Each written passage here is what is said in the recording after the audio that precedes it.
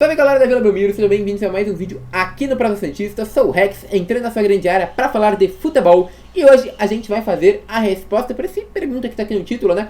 Vale a pena jogar um futebol defensivo? Será que o Santos deveria jogar um futebol defensivo? Bom, meus queridos, eu já começo falando que para mim, não. E antes de tudo, né, vocês também leram que isso aqui é uma resposta ao canal Imparcialmente Santista, né? E eu explico o porquê eu estou respondendo o canal da Isabel Nascimento, que é uma youtuber que eu gosto muito, tá bom? Bom, eu gostaria de falar que o que me encorajou, né, me engajou a fazer esse vídeo foi justamente a opinião de vários jornalistas, de vários comentaristas que a gente pode ver na televisão, na mídia mais tradicional, e também da Isabel, do Imparcialmente Santista, falando sobre um futebol mais reativo, um futebol mais defensivo, e que o Santos não deveria investir em uma modernização de futebol neste momento em que o elenco é tão fraco e tão enxuto, né, que faltam opções para dar mais qualidade ao futebol do Santos. Na minha visão, isso não é uma verdade. Não é esse futebol defensivo que salva um time de um rebaixamento, alguma coisa, como muitos deles dizem, né? E eu trago pra vocês, primeiro, é claro, a frase da Bel, que me encorajou a falar esse vídeo, que foi falado no último vídeo dela, e também no podcast do GE Santos, que recomendo a todo mundo, além do canal da Bel, é claro, o podcast do GE Santos, tá bom? E por que eu escolhi exatamente a Bel para responder e não qualquer um desses jornalistas? Porque quando eu escolho alguém para responder aqui no canal, assim como eu já escolhi o Noronha, eu escolho canais, né, pessoas que façam conteúdo que eu realmente gosto, tá? Então deixo bem claro isso, eu gosto muito do conteúdo da Bel, acho uma jornalista espetacular, uma pessoa espetacular inclusive, assim como o Noronha, quando eu respondi o Noronha, é um cara que eu acho espetacular, então eu recomendei o canal de vocês, quando eu coloco aqui resposta a tal canal, é pra vocês irem mesmo neste canal e procurar o conteúdo, nunca pra atacar a pessoa, pelo amor de Deus, se alguém atacar, não foi culpa minha, e muito menos eu não quero que ninguém faça isso, porque são pessoas que eu gosto, tá? Então todo mundo que eu respondo aqui no canal, 99,9999% que vocês verem isso, vão ser pessoas que eu acompanho e que eu gosto. E que eu estou respondendo justamente para dar essa forma de recomendação. Então, em vez de eu dar ibope para essas pessoas que são de uma mídia mais tradicional, que eu particularmente não compactuo com as ideias de forma geral, eu prefiro muito mais recomendar para vocês um canal que eu gosto, como é o caso da Isabel Nascimento, do Imparcialmente Santista,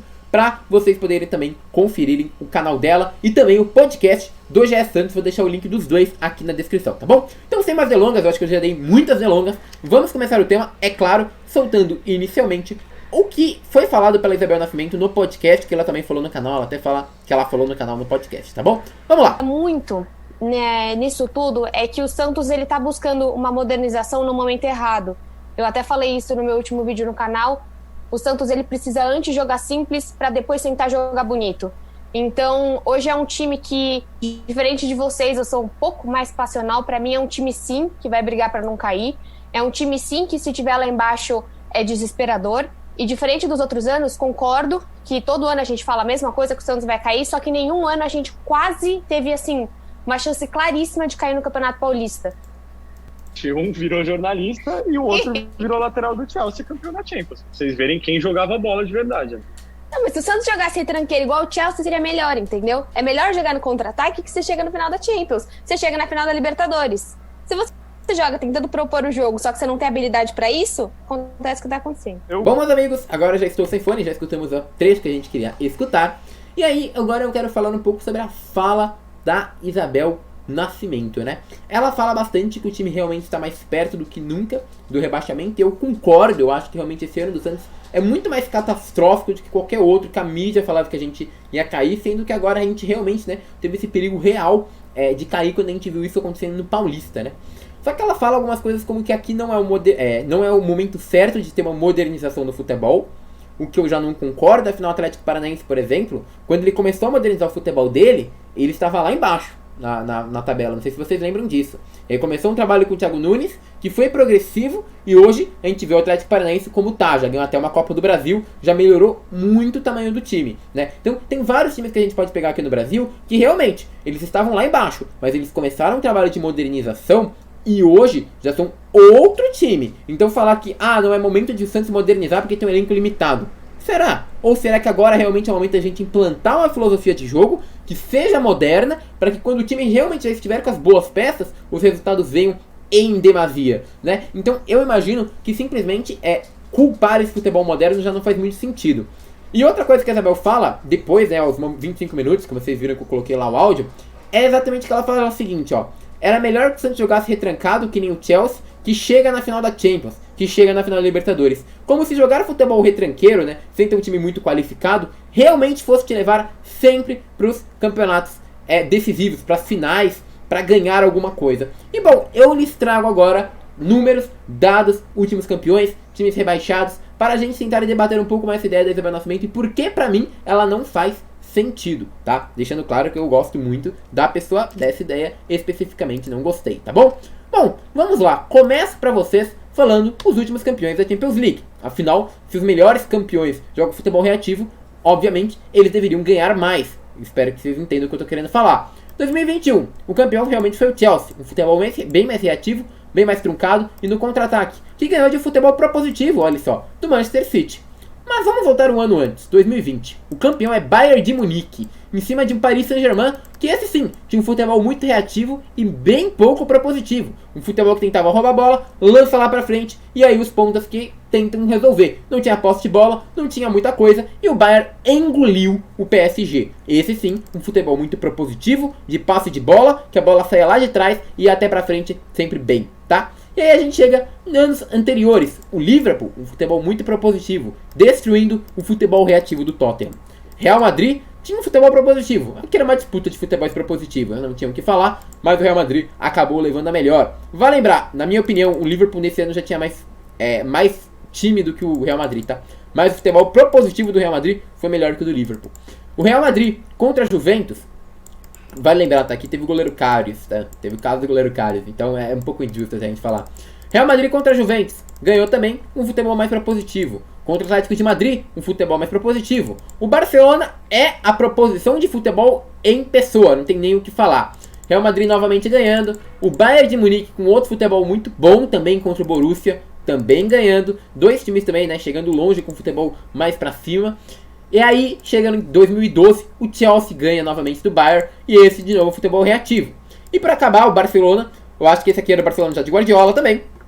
Futebol extremamente propositivo, ganhando em cima do Manchester United. Então vamos lá, dos 10 últimos campeões, 2 realmente tinham futebol retranqueiro, um futebol defensivo.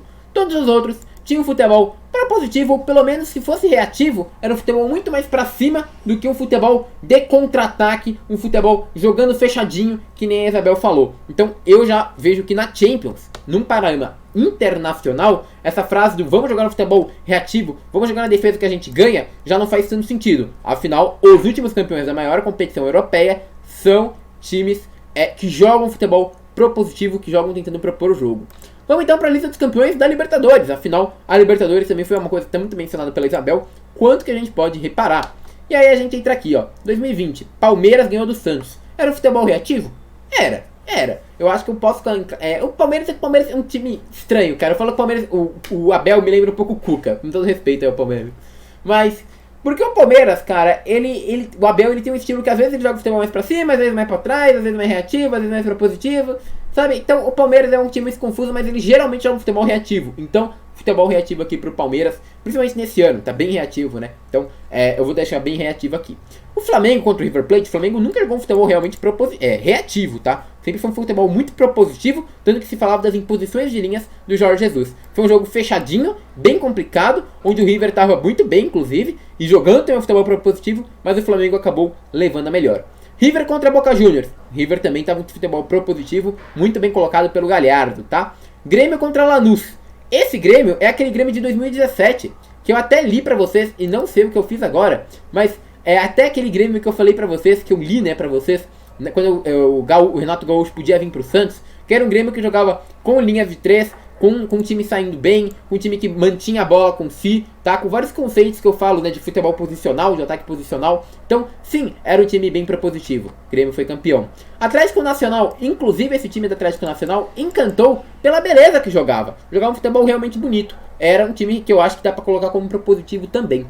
Esse River já começa a me falhar a memória, mas por ser o River e tudo mais, pela tradição, eu imagino que tenha sido bem propositivo esse jogo. O São Lourenço, esse é um que eu realmente não tenho ideia de como jogava, eu não lembro. Então eu vou colocar como futebol reativo para contar um ponto pro outro lado. Eu não lembro, sendo bem sincero, eu não lembro como jogava o São Lourenço, que foi campeão em 2014.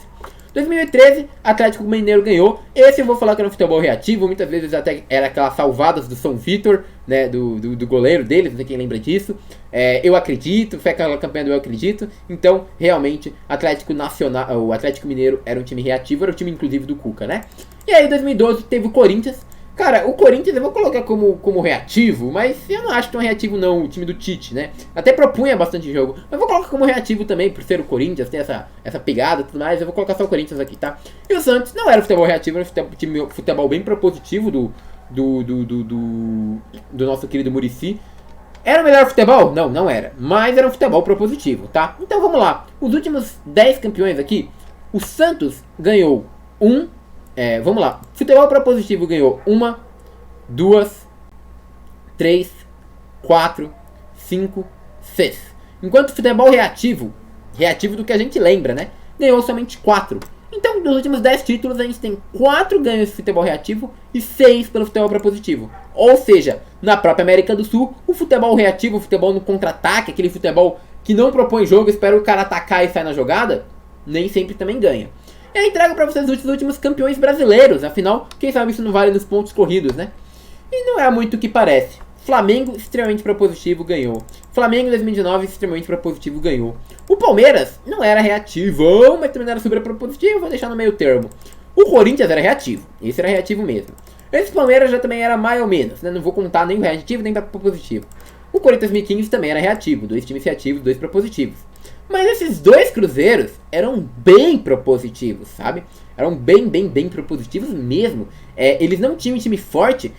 Olha que coincidência, eles não tinham um time forte. Era um time que muita gente falava que era um time de restos, mais ou menos assim. Porque era um Dagoberto, era um Bruno Rodrigo. Eram jogadores que muitas vezes muitos não queriam nos seus times. Mas no Cruzeiro deram super certo. Então era um futebol legal de até de assistir, tá? Então era um futebol bacana. E aqui a gente já faz o quê? 4 de futebol mais propositivo contra apenas 2 de futebol realmente reativo. Eu não vou lembrar como jogava o Fluminense 2012 2010 e o Corinthians 2011, eu acho que entra também nesse meio termo. Então eu vou deixar esse 4-2 aqui, mas sei lá, se você quiser jogar um 4-3 aqui por lembrar que um desses times é reativo, tudo bem. Eu realmente não lembro, então não vou julgar. Então a gente tem times bem equilibrados, mas principalmente futebol propositivo levando mais vitórias de brasileiro também do que o futebol reativo. E aí eu trago pra vocês o que? Rebaixamento. Por quê? Porque a Isabel fala também que o Santos tem que se salvar, né? E pra se salvar, segundo ela, a gente deveria organizar a defesa e depois construir o ataque. Ou seja, jogar um futebol muito mais criativo, um futebol muito mais defensivo, que a gente se garanta lá atrás e vá lá pra frente. Eu até concordo que a gente tem que organizar a defesa, mas isso não significa futebol reativo. Quem viu meu vídeo de formação, e deixa aqui nos cards aqui em cima, é um vídeo que eu falo, sugiro várias formações pro Santos.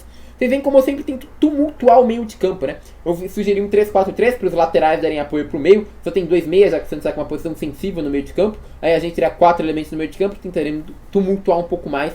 Um 4-3-3 também, onde eu elevo mais os laterais para realmente movimentar o meio de campo. E sempre deixando aí pelo menos 4 jogadores no meio. É sempre minha visão. A gente sempre tem que ter uma força nesse meio de campo para a gente tentar levar a bola lá pra frente. A Isabel ela fala bastante em fortalecer a defesa, porque isso teoricamente ajudaria o Santos. Vou mostrar pra vocês então os últimos times rebaixados, tá? Rebaixados. Porque vocês vão perceber que não significa que você tem uma defesa forte, você não vai ser rebaixado também. Vamos lá, vou trazer aqui pra vocês. Pega o primeiro, é claro, os times rebaixados antes desses anos, tá? 2018 teve o Paraná, só confirmado, não lembro os outros que caíram naquele ano. Mas a gente teve, em 2017, Curitiba, Avaí, Ponte Preta e Atlético Goianiense. Pelo menos 2 desses a gente pode classificar o time como bem reativo, né? Bem reativo mesmo. O Internacional de 2016, Figueirense, Santa Cruz e América Mineiro. A gente também tem 2 times que eram mais defensivões, que se não me engano é Figueirense e América Mineiro aqui. Avaí, Vasco, Goiás e Joinville, a gente tinha times que também jogavam mais defesa, inclusive o Vasco jogava mais na defesa, tentava se garantir lá atrás, não conseguia. Vitória, Bahia, Botafogo e Criciúma, igualmente a situação. Então a gente sempre tem times que se defendem lá atrás caindo. Trago as últimas tabelas do brasileiro. Avaí era bem fechado muitas vezes, caiu.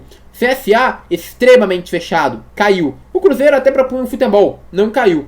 A Chape era o futebol mais reativo que tentava lançar para os pontas, jogando na velocidade dos pontas, caiu. Fluminense mesmo não era um futebol tão propositivo, estava ali perto de cair. O Vasco também era um time bem reativão, estava ali perto de cair, tá? Então, times que aparecem aqui, ó, muito próximo do rebaixamento, jogando de forma reativa. Ou seja, será que essa forma reativa realmente te salva do rebaixamento? Não é o que parece ser. Vamos pegar a tabela do ano passado, 2020. Caiu o Botafogo, Esse daqui não era um time muito reativo, não. Tudo bem. Mas aí caiu o Coritiba, que era um time bem defensivo, tentava lançar sempre o Ricardo Oliveira para outro atacante. Não tinha muita velocidade, depois começou a melhorar o futebol. E quando começou a melhorar o futebol lá no final do campeonato, era um futebol mais propositivo do que era antigamente, tá? O Goiás também começou a melhorar muito mais o futebol, começou a ficar um pouco mais propositivo, bem pro final do campeonato. Mas quando era bem reativo foi o que ele caiu lá embaixo, porque não conseguia propor o jogo, ficava lá atrás acuado, os zagueiros não eram tão bons e o Goiás só tomando pau, tá? Então também não foi futebol propositivo. E o Vasco da Gama nem tem que falar, o Lucha tentou fechar a casinha, não deu certo e o Vasco caiu, tá? Vale lembrar, o Sport, que tá logo aqui, ó, é o time do Jair Ventura, que começou super bem, começou subindo, o pessoal falando, aí como a defesa funciona, mas depois só começou a levar derrota, se salvou nas 2 últimas rodadas ganhando, mas quase, por muito pouco não foi rebaixado. Então, a gente fala, meu Deus, o futebol reativo garante que você não caia. Cara, muitos dos times que caíram jogavam futebol reativo, jogavam futebol defensivo, e jogavam com a defesa muito bem cerrada e tentando mandar a bola no contra-ataque. Só que aí não conseguiam. E eu tento agora explicar o porquê, pra mim, o Santos entra muito mais no caso dos times que se jogarem reativo e defensivo vão cair, e com certeza vão cair, do que nos times que se jogarem reativo conseguem ter alguma coisa, como é o caso do Ceará, tá? Eu vou explicar o porquê pra vocês, na minha visão, o Santos tem que jogar pra cima e não jogar pra trás. Se jogar muito defensivo, não vai dar certo, vai poder cair mesmo, tá bom? E eu mostro o porquê pra vocês. Bom, vou começar trazendo casos de 2 grandes times europeus, o Chelsea e o PSG. Pra quem conhece o Chelsea e o PSG, sabe que os dois jogam futebol muito mais próximo de futebol reativo do que um futebol propositivo. Muito mais perto de uma retranca do que um futebol que joga, cria espaços passando o tempo todo. Futebol que muitas vezes dá chutão, futebol que muitas vezes cria jogada. Vai lembrar, o Chelsea vale um pouquinho mais que o Paris Saint-Germain, mas os preços são muito próximos. E são 2 times que são bem conceituados, bem tratados por shakes e tudo mais. Então são times que valem a pena ser comparados. E eu vou comparar eles com quem? Com o Santos. Calma, eu sei que são jogadores diferentes, eu sei que são níveis diferentes.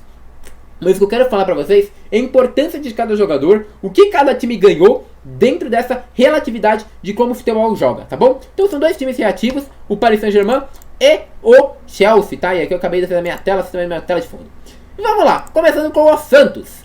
Vamos começar a analisar o Santos? O que o Santos tem de legal? Vamos lá. Um goleiro muito bom, João Paulo. Outro goleiro legal também, que é o John. Na zaga a gente tem um zagueiro que é unanimidade, que é o Alan Pérez. Um que está se firmando, que é muito bom, que é o Kaique. Já temos 2 zagueiros bons, então vou conseguir. E todos os restos são regulares para ruins, tá? Menos o Danilo Bosa, a gente não pode falar nada, que acabou de chegar. Mas são regulares para ainda não deu certo, tá? Um pode empolgar, tipo Alex aqui. Mas não deu certo, por enquanto não deu certo. Então, bom a gente ter o Kaique e o Alan Pérez, 2 zagueiros. Vamos para as laterais. Jonathan, nas laterais nem chama aqui, né? É aqui, ó. Felipe Jonathan, tá bem mal. Moraes, nem estreou. Matson, não marca, mal. Pará, bem mal. Mikael, nem estreou direito, né? Cadu, nem estreou direito. E o Sandro estreou, foi mal. No geral, foi mal, né? Vamos para os volantes, então. Alisson, só marca. Se você considerar a saída de jogo, é mal. Balieiro, começou bem, não tá tão bem mais. Tá razoável. Jobson, na minha opinião, ruim. Guilherme Nunes, na minha opinião, ruim. Sandri, machucado, melhor jogador em campo, melhor jogador que seria do Santos.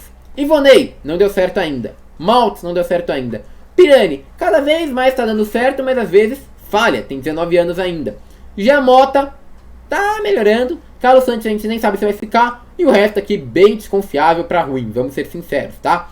Vamos agora... falta o Lucas Barbosa, o Longini, o Lourenço, tá, gente? Anderson Ceará, o Tan. Eles podem dar certo, tá? Podem dar certo. Mas, por enquanto, é o que eu tô querendo falar, nesse nível de futebol não servem ainda. Vamos pras pontas. Um craque, Lucas Braga. Outro craque, Marinho. Outro craque, Caio Jorge. Então, o que o Santos tem hoje? 3 craques lá na frente. Uma zaga com 2 zagueiros, sem nenhum lateral. E os volantes são todos regulares para ruins. E agora a gente tem um meia que é até que bom, que é o Pirani, e pode chegar o outro que é o Zanocelo, que é legal. Agora, a gente tem o quê? 5 jogadores lá da frente que são legais. E lá atrás a gente não tem ninguém de bom. Então como é que a gente segura a pressão dos outros times? Agora eu faço comparação. Vamos lá. Vamos pegar o começo com o time do Paris Saint-Germain. Olha como é razoavelmente parecida a situação. Um goleiro espetacular, o Navas. Um outro intermediário para muito bom, o Sérgio Rico. Aí a gente vai para os zagueiros. Um zagueiro que é unanimidade, espetacular, maravilhoso, Deus. Marquinhos. Kimpembe já é mais razoável ali, razoável. E o resto, todos zagueiros desconfiáveis. Parecido com o Santos, né? 2 zagueiros só, e um deles ainda desconfiado. Eu acho que o Kaique já... O Santos até foi melhor nessa, porque pra mim o Kaique pro Santos é mais unânime do que o Kimpembe pro PSG. Mas pelo Diniz aí, pela última escalação, não sei se o Diniz tá vendo assim. Então é isso. O Santos tá um pouquinho na frente até do que o Paris Saint-Germain. Mas vamos continuar. Laterais. Bernat não foi muito bem até agora no Paris Saint-Germain. Kurzawa eu acho bem ruim. Bakker é horrível. O Florenzi também eu acho bom, mas até agora também não foi muito bem. E o Dagba, horrível. Tá? Então, sem laterais pro PSG. Olha como tá parecido, né? Volantes. Um volante que só marca. Danilo Pereira. 2, 3 volantes aqui que não jogam tão bem. Tá? Outro volante que seria o craque do time, mas tá machucado. Olha como a situação tá parecendo, né? Olha como a situação é parecida. Percebe? Percebe? O resto dos meias não são tão bons. Um deles é muito promissor, Xavi Simons, Gabriel Pirani. E o resto não faz muita coisa. Vocês perceberam como a situação tá ficando parecida? Olha no ataque. Um craque, o outro craque, o outro craque. E o outro que até entraria bem, que eu comparo com o Marcos Leonardo. Ou seja, é uma configuração de time muito parecida. Agora vamos pro Chelsea, que é um time que tá ganhando tudo jogando futebol reativo. Vamos lá, um goleiro maravilhoso. Outro goleiro muito bom, mas não tá indo muito bem, mas um goleiro bom. Na zaga, 1, 2, 3, 4, 5 zagueiros maravilhosos.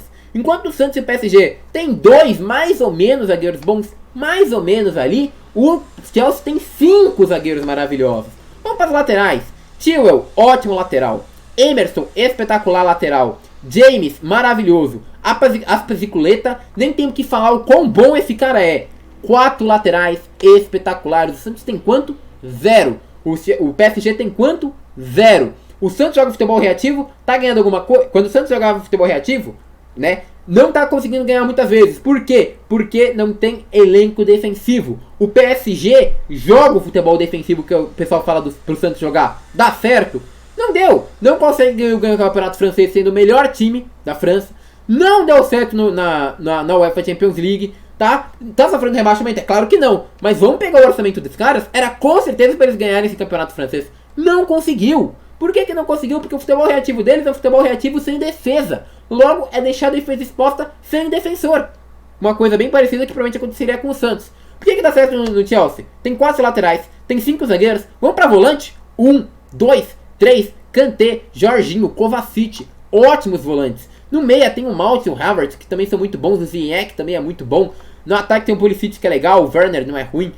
O Giroud, que também tava bem. Mas assim, o foco é, defensivamente, o Chelsea tá muito bem, cara. Tá muito bem, tem muitas opções de elenco. Outros times que jogam na defesa bem, eles conseguem jogar esse futebol reativo legal. Sabe o que eu tô querendo falar aqui no vídeo? Não faz sentido falar pro Santos, joga futebol reativo, se fecha na defesa e joga no contra-ataque. Tenta jogar assim, porque o Santos não tem peças, não tem elenco também pra jogar defensivo. Então não faz sentido você falar, pô, o Santos não tá ganhando porque não joga defensivamente.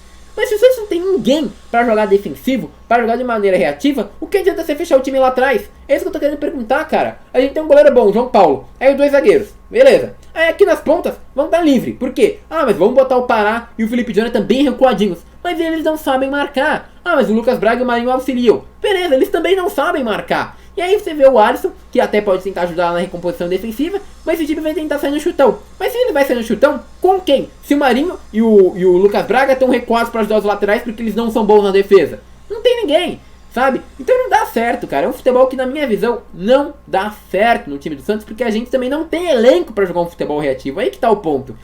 Não é que a gente não tem elenco pra jogar um futebol propositivo, pra gente jogar um futebol moderno. A gente não tem elenco pra jogar também um futebol reativo, sabe? E é isso que eu queria que as pessoas entendessem. Não é questão que o Santos tá mal porque tá jogando futebol moderno. O Santos tá mal porque o Santos tem pouquíssimas peças no elenco. E a gente tá tentando melhorar isso com contratações de fora. Vai ser difícil, vai ser complicado, vai ser na promessa. Mas eu prefiro que essa reconstrução de futebol seja feita por meio de um futebol moderno, de um futebol atual, de um futebol inteligente, para que no futuro ele cresça e consiga trazer títulos pro Santos, do que ele seja feito com um futebol que cria menos chances, e no futuro, mesmo que ele tenha bons jogadores, a gente continue jogando um futebol que cria menos chances, e a gente continue sem ganhar nada e só se endividando cada dia a mais. Então é isso, meus queridos. Essa é a minha visão essa é a minha discordância de Isabel Nascimento. Espero que vocês tenham entendido, compreendido, gostado. É uma discordância, não estou mudando a cabeça dela, não estou mudando a cabeça de ninguém, mas trazendo o meu ponto de vista. Quem quiser abraçar, abraça. Quem não quiser abraçar, tudo bem, não tem problema, a gente pode discordar. O mundo é feito de discordâncias. O que importa é o respeito à opinião contrária, tudo bem? Espero que vocês tenham curtido. Quem curtiu, peço seu like, seu compartilhamento e sua inscrição. Muito obrigado, meus amigos. Vamos rumo aí cada vez a crescer mais o canal. E agora eu fui.